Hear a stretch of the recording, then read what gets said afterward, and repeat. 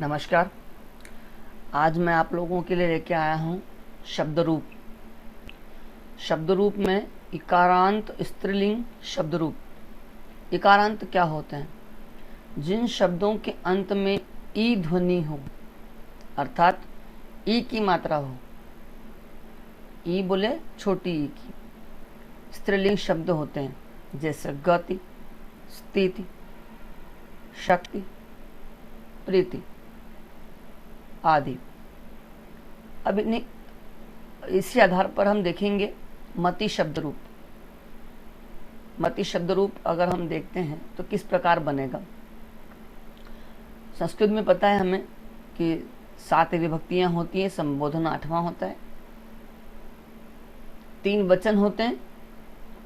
और हमने पढ़ा है पहले कि प्रथमा कर्ता ने द्वितीय कर्म को तृतीय करण से के द्वारा, चतुर्थी संप्रदान के लिए, पंचमी अपादान से अलग होने के भाव में, षष्ठी संबंध का के की, सप्तमी अधिकरण में और पर संबोधन हे अरे।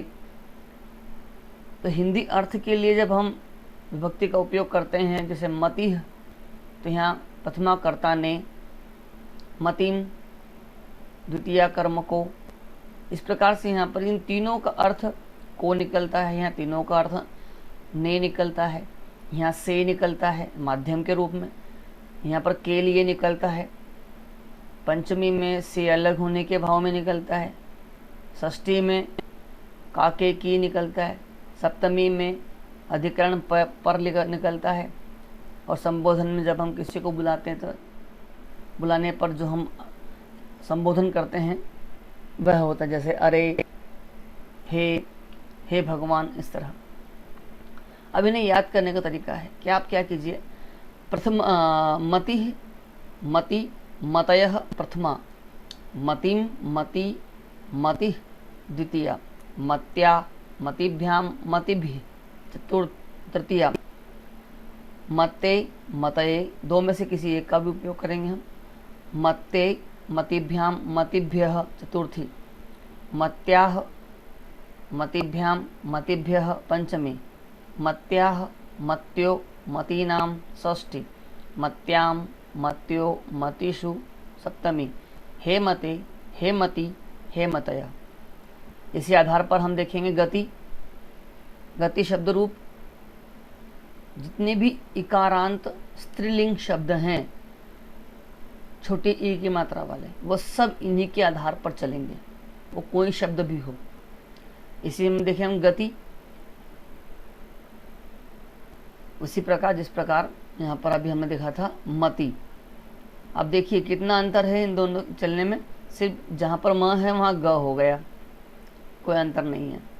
जैसे गति, गति, गतयः प्रथमा, गतिम गति, गति द्वितीया, है ना। गत्या मतिभ्याम गतिभ्याम गतिभिः तृतीया, गत्ये गतिभ्याम गतिभ्यः चतुर्थी, गत्याः गतिभ्याम गतिभ्यः पंचमी, गत्याः गत्योः गतीनां षष्ठी, गत्यां गत्यो गतिषु सप्तमी, हे गते, हे गति, हे गतयः संबोधन। अब यहाँ पर कुछ शब्द आपको मीन्स एक जैसे लग रहे हैं, जैसे गतिभ्याम गतिभ्याम गतिभ्याम। याद रखने की दृष्टि से आप ऐसा भी कर सकते हैं कि भाई तृतीया से लगाकर पंचमी तक द्विवचन में जैसा होता है, इधर चतुर्थी और पंचमी में बहुवचन एक जैसा होता है, पंचमी और षष्ठी में एक वचन एक जैसा होता है, षष्ठी और सप्तमी में द्विवचन एक जैसा होता है। तो कुछ न कुछ आपको सब आसान हो जाएगा आप लोगों के लिए। धन्यवाद।